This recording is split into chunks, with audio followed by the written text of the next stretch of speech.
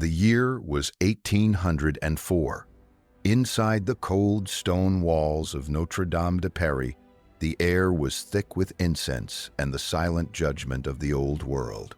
A man who had once been a nameless soldier from a backwater island stood before the Pope, but he didn't wait for a crown to be placed on his head.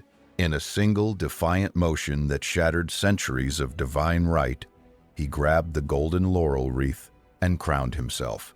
This wasn't just a ceremony. It was a declaration of war against every king and queen in Europe.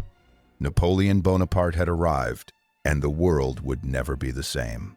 But the path from a revolutionary hero to a lonely prisoner on a rock in the middle of the Atlantic is paved with more than just military genius. It's a story of a man who manipulated an entire continent, betrayed his own ideals, and ultimately became the very thing he once fought to destroy. In this investigation, we're peeling back the propaganda of the Napoleonic legend to reveal the machinery of his power. We will explore how he dismantled the ancient dynasties of Europe, from the snowy plains of Russia to the sun-drenched hills of Portugal, and how his insatiable ego became his own executioner. If you find yourself drawn to these deep dives into the shadows of history and the rise and fall of giants, consider joining us for more stories like this by subscribing. Now, let's go back to the moment the fire started. To understand the emperor, you have to understand the island that forged him. In 1769, Napoleon was born on Corsica, just months after the island had been sold to France by the Republic of Genoa. He grew up as a subject of a nation his father had fought against. This dual identity, being a Frenchman by law but an outsider by blood, created a permanent friction in his soul. At the military academy in Brienne-le-Château, he was bullied for his accent and his lack of wealth. He withdrew into books, devouring the lives of Alexander the Great and Julius Caesar. He wasn't just reading history, he was looking for a manual on how to conquer it.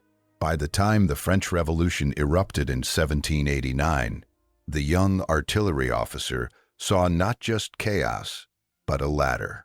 The revolution was a vacuum, and Napoleon was the ultimate filler of voids. While the guillotines in Paris were slick with blood, he made his mark at the Siege of Toulon in 1793. He replaced a wounded commander and used his mathematical mind to place cannons with surgical precision, forcing the British fleet to flee. He was promoted to brigadier general at 24. But power in revolutionary France was a revolving door. He was nearly executed during the Thermidorian reaction in 1794, simply for being associated with the wrong people. He survived by being indispensable. When a royalist mob threatened the new government in Paris in 1795, Napoleon didn't hesitate. He cleared the streets with what he famously called a whiff of grapeshot. It was a massacre, but it bought him the keys to the kingdom. The Directory, the weak government he had just saved, wanted him far away from Paris, where he couldn't stage a coup. They sent him to Italy in 1796 to lead a starving ragtag army. What happened next changed military history forever. Napoleon didn't just lead, he transformed. He promised his soldiers honor, glory, and riches, and then he delivered. At the Battle of Lodi and the Siege of Mantua, he moved with a speed the old Austrian generals couldn't comprehend. He wasn't following the gentlemanly rules of the 18th century warfare. He was fighting a total war. He also began his first great propaganda campaign, creating newspapers like Le Courrier de l'Armée d'Italie to paint himself as a godlike figure back home. By 1797, he had forced Austria to sign a peace treaty on his terms, effectively dismantling their grip on northern Italy. But Italy was just a warm-up. Napoleon's eyes were on the east, dreaming of following in the footsteps of Alexander. In 1798, he convinced the Directory to let him invade Egypt. The goal was to cut off Britain's trade route to India.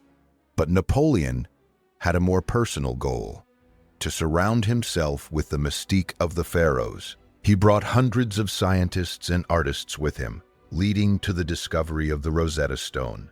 On the battlefield, he crushed the Mamluks at the Battle of the Pyramids, but his glory was short-lived. The British Admiral Horatio Nelson destroyed the French fleet at the Battle of the Nile, stranding Napoleon's army in the desert. Faced with a plague-ridden army and a failing campaign in Syria, Napoleon did the unthinkable.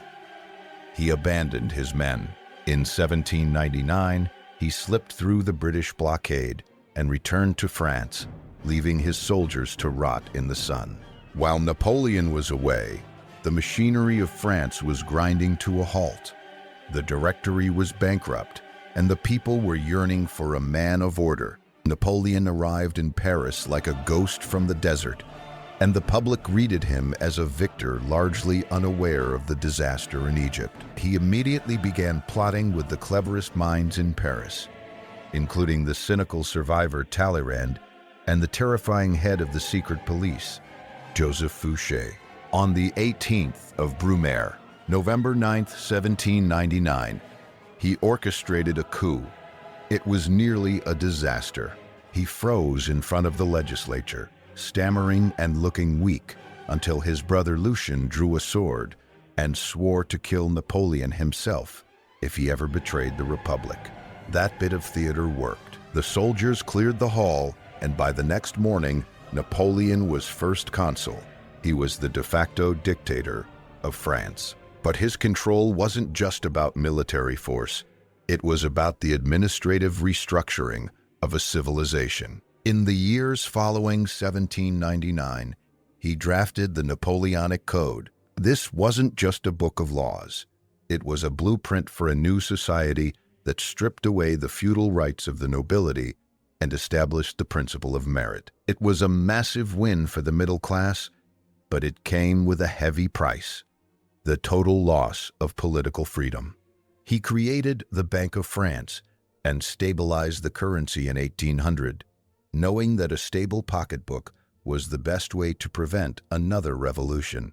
He reached a concordat with the Catholic Church in 1801, bringing the clergy under his thumb while satisfying the religious needs of the peasantry who had been traumatized by the revolution's atheistic phase. One of the most overlooked moments in the machinery of his empire happened across the ocean. Napoleon had dreams of a massive American empire centered around the sugar colony of Saint-Domingue, modern-day Haiti. But the slaves there had risen up in the most successful slave revolt in human history. In 1802, Napoleon sent a massive fleet to crush them. He lost nearly his entire army to yellow fever and the fierce resistance of the Haitian people. This defeat broke his spirit for the Americas. Short on cash and fearing the British would seize his remaining lands, he sold the Louisiana Territory to the United States in 1803 for $15 million. This single failure in the Caribbean changed the map of North America forever and freed up his resources to focus entirely on Europe. By 1804, the title of First Consul wasn't enough. He wanted legitimacy. He wanted a dynasty. When he crowned himself emperor, he wasn't just claiming a title. He was ending the French Revolution. He was saying that the era of liberty, equality, and fraternity was over, replaced by the era of the Bonapartes. This sent shockwaves through the royal courts of Europe. To the old dynasties like the Habsburgs of Austria and the Romanovs of Russia, Napoleon was a usurper, a commoner who had stolen a crown. They formed the Third Coalition to take him down. The response was the Battle of Austerlitz in 1805. Napoleon faced the combined forces of the Russian and Austrian emperors. It was a cold, foggy morning in December. Napoleon executed a perfect trap, feigning weakness to draw the enemy into a swampy valley before seizing the Pratzen Heights and shattering their center. It remains one of the most brilliant tactical victories in history. The Holy Roman Empire, which had stood since the Middle Ages, was dissolved. Austria was forced into a humiliating peace, and the Russian Tsar Alexander I retreated in shock. But Napoleon's hunger was bottomless. In 1806, he provoked Prussia into war. The Prussian army, once the pride of Europe, was annihilated at the twin battles of Jena and Austerlitz. Napoleon marched through the Brandenburg Gate in Berlin like a Roman conqueror. He then turned his attention back to Russia, fighting a brutal, bloody winter campaign in Poland. After the Battle of Friedland in 1807, Tsar Alexander finally met Napoleon on a raft in the middle of the Niemen River. They embraced. They talked for hours. For a moment, it seemed like the two emperors would divide the world between them. This was the Treaty of Tilsit, the zenith of Napoleon's power. Yet, even at his peak, the seeds of his destruction were being sown. Napoleon's biggest obsession was Great Britain. Since he couldn't invade the island due to the Royal Navy's dominance, he tried to starve them out. His Continental System forbade any European nation from trading with the British. It was a disaster. It hurt European merchants more than it hurt London, and it forced Napoleon to become a continental policeman. This system was the primary reason he began to terrorize every dynasty on the continent. If you didn't block the British, you were an enemy of France. Portugal, Britain's oldest ally, refused to comply. In 1807, Napoleon sent his armies marching through Spain to crush the Portuguese. To secure his supply lines, he decided to simply take Spain for himself, forcing the Spanish king to abdicate and putting his brother Joseph on the throne in 1808. He thought the Spanish would thank him for bringing Enlightenment reforms. He was wrong. The Spanish people rose in a savage, decentralized revolt. This was the birth of guerrilla warfare, the Little War. Thousands of French soldiers were picked off in the mountains and streets. The British sent the Duke of Wellington to aid the rebels. This Spanish ulcer would drain Napoleon's treasury and tie down 300,000 of his best troops for the next 6 years. While his empire bled in Spain, Napoleon's personal life was in crisis.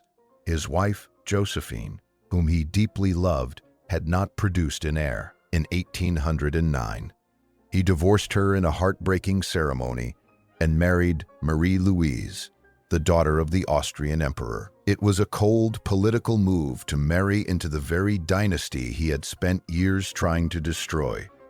In 1811, she gave birth to a son, the King of Rome. Napoleon finally had his dynasty, but the world around him was beginning to revolt. The alliance with Russia was failing. Tsar Alexander was tired of the Continental System ruining his economy and grew suspicious of Napoleon's expansion in Poland. By 1812, the tension was at a breaking point. Napoleon decided he would settle the matter with one final, massive blow. He gathered the Grande Armée, a force of nearly 700,000 men drawn from across his empire. It was the largest invasion force in history to that point. In June of 1812, they crossed the Niemen River. The Russians knew they couldn't beat Napoleon in a straight fight, so they retreated. They burned crops, poisoned wells, and destroyed villages. Napoleon's army began to die before they ever saw a Russian soldier. Heat, typhus, and exhaustion decimated the ranks. By the time they reached Borodino in September, the French were exhausted. The battle was a meat grinder, the bloodiest single day in European history, until World War I. Napoleon won a technical victory, but the Russian army remained intact. When he entered Moscow, he found it empty. That night, the city began to burn. Russian saboteurs had set fire to the wooden capital. Napoleon waited 5 weeks for the Tsar to surrender, but Alexander was silent. Realizing he couldn't winter in a burned-out city with no supplies, Napoleon ordered the retreat. It was October. Then the snow began to fall. The retreat from Moscow is a horror story. The Grande Armée was chased by the Russian winter and harassed by the Cossacks. Men froze to death while walking. Thousands drowned in the icy waters of the Berezina River as they tried to cross a bridge under fire. By the time Napoleon reached Poland in December of 1812, only about 20,000 of his original invasion force were still fit for duty. The myth of his invincibility was dead. In 1813, all of Europe rose against him. This was the War of the Sixth Coalition. Napoleon raised a new army, but they were young boys without the experience of his veterans. At the Battle of Leipzig, the Battle of the Nations, he was surrounded by the armies of Russia, Prussia, Austria, and Sweden.